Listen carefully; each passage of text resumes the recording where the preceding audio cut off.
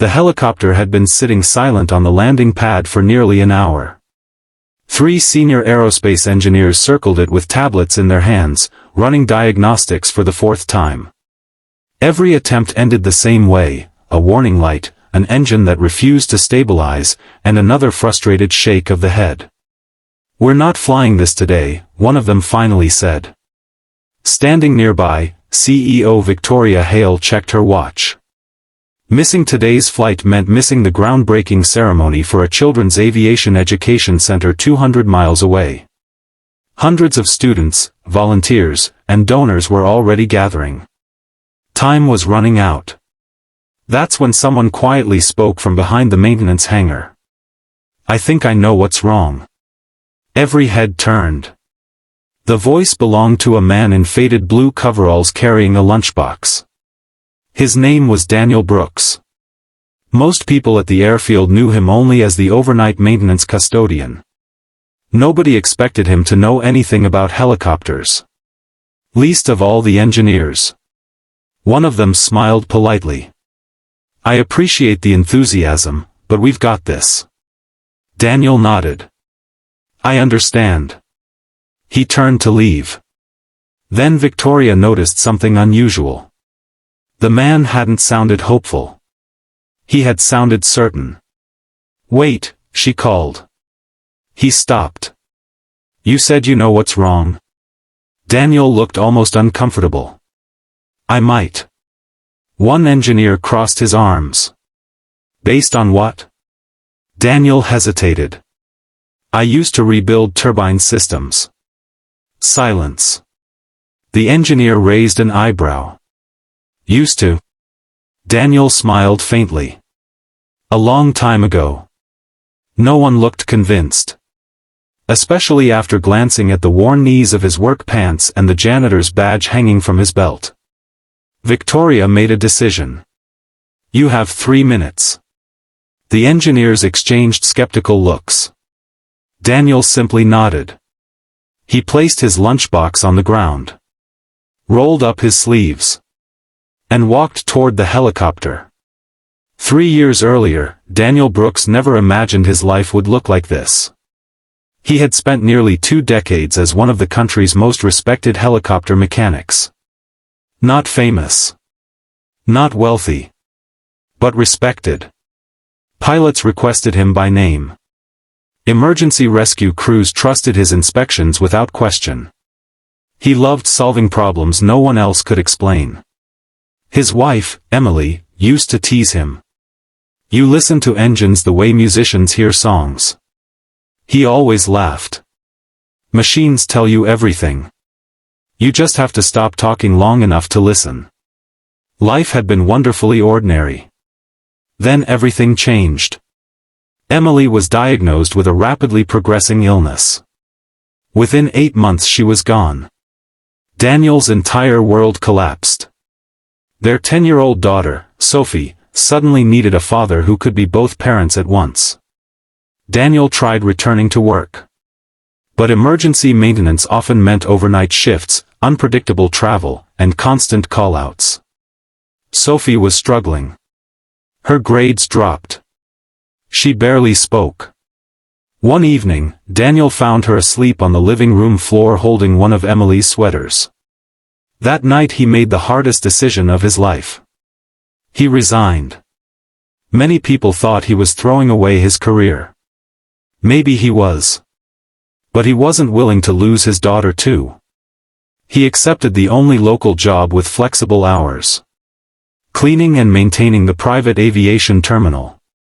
The pay barely covered the bills. Still, he never regretted choosing Sophie. Not once. Back at the helicopter, Daniel walked slowly around the aircraft. He didn't touch anything. He simply listened. The engineers exchanged puzzled glances. One whispered, "What's he doing?" Victoria watched silently. Daniel asked for a startup attempt. The pilot turned the ignition. The turbine spun. The warning alarm chirped. The engine coughed. Daniel closed his eyes for barely 2 seconds. "Shut it down." The pilot obeyed. Daniel climbed halfway onto the maintenance step. Reached behind an inspection panel. Pressed one connector. Twisted another exactly a quarter turn. Then gently tapped a small vibration damper with the handle of a screwdriver. He climbed back down. Try again. One engineer couldn't help himself. That's impossible.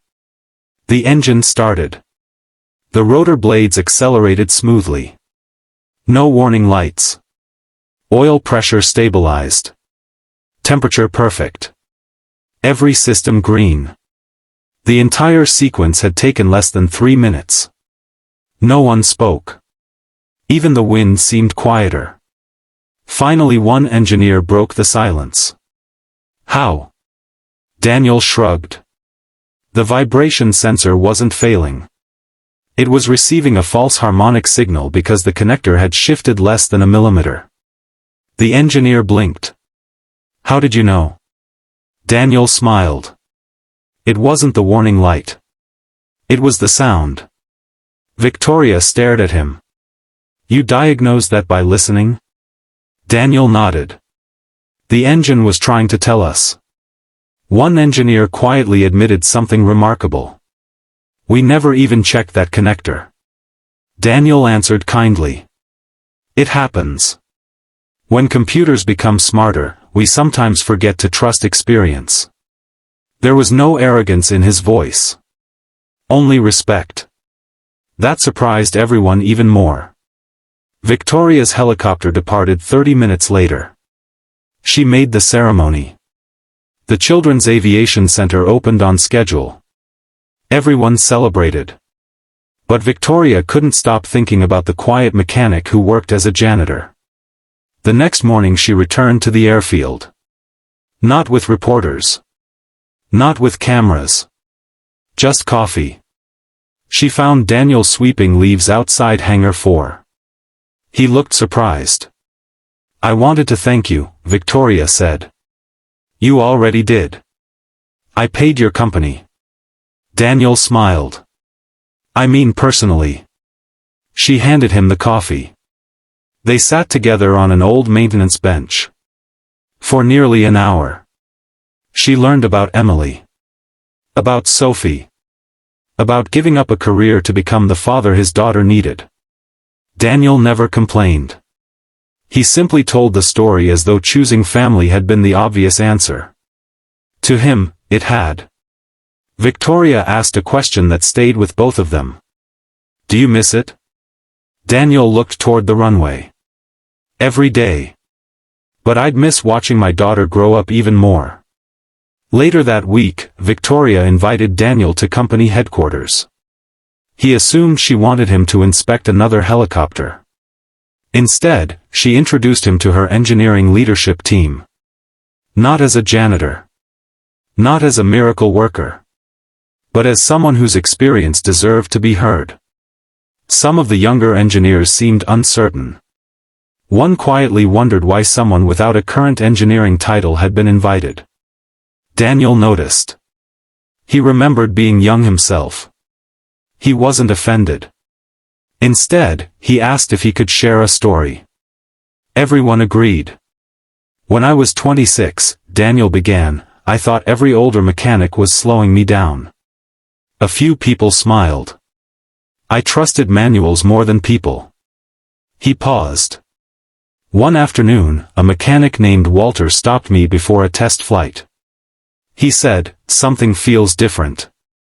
I checked every instrument. Everything looked perfect. I almost ignored him. What happened? Someone asked.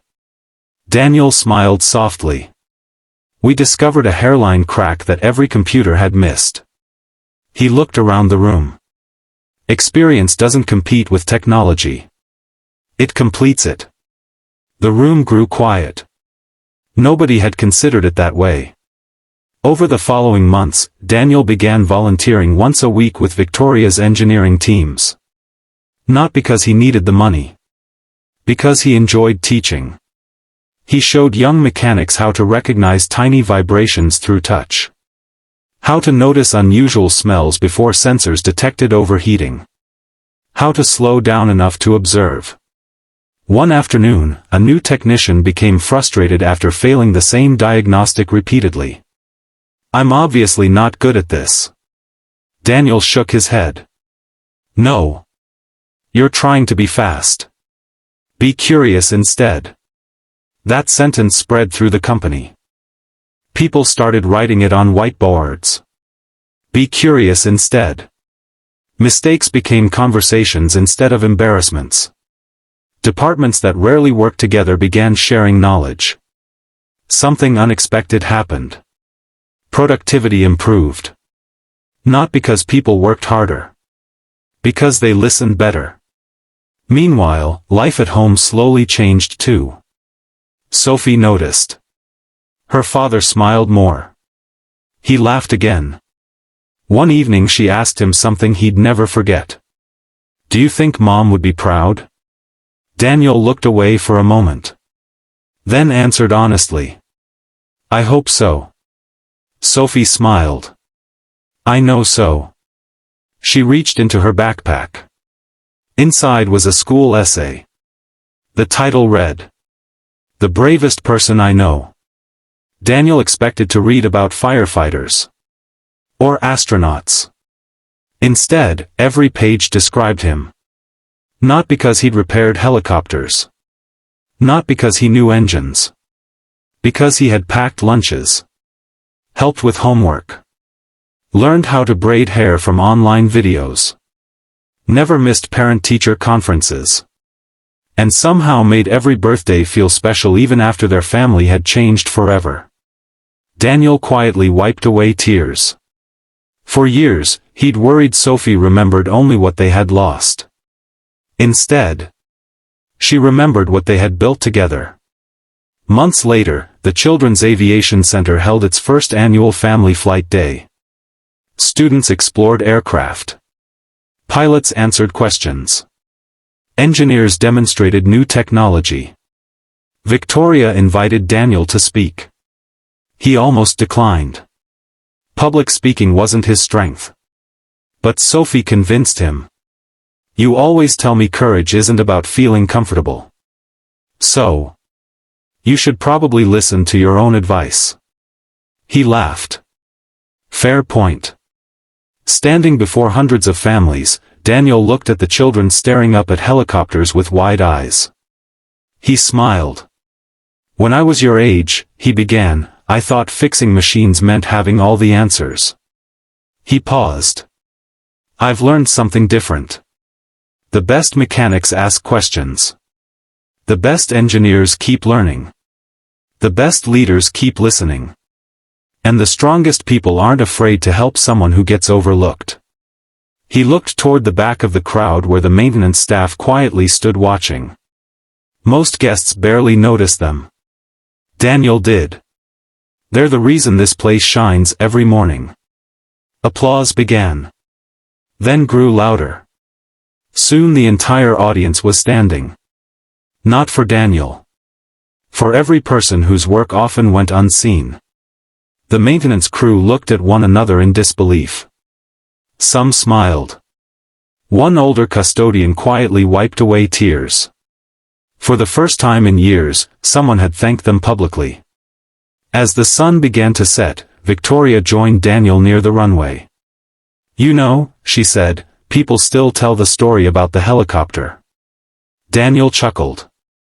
"They always focus on the 3 minutes." Victoria nodded. "They forget the 20 years it took to make those 3 minutes possible." Daniel looked toward Sophie, who was laughing with other kids while pretending to direct airplanes with bright orange safety wands. "The truth is," he said quietly, "the helicopter wasn't the most important thing I repaired." Victoria looked at him. "What was?" "My belief that my best years were behind me." For a moment, neither of them spoke. Sometimes healing doesn't happen because life becomes easier.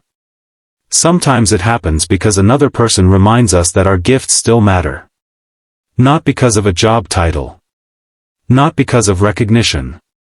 but because kindness has a way of seeing value long before the world notices it. And maybe that's the lesson worth carrying home. Never assume someone's uniform tells you their story. Never mistake quietness for lack of wisdom. Never believe that choosing family means giving up your purpose. Because the greatest acts of kindness often begin with something as simple as giving someone 3 minutes to show who they truly are. This script is fully fictional and original, designed for a family-friendly inspirational YouTube audience with a strong kindness message, cinematic pacing, emotional character development, and a satisfying ending suitable for long-term channel branding. If you'd like, I can also adapt it into a 12 to 15 minute voiceover format with scene-by-scene visual cues and retention-focused pacing.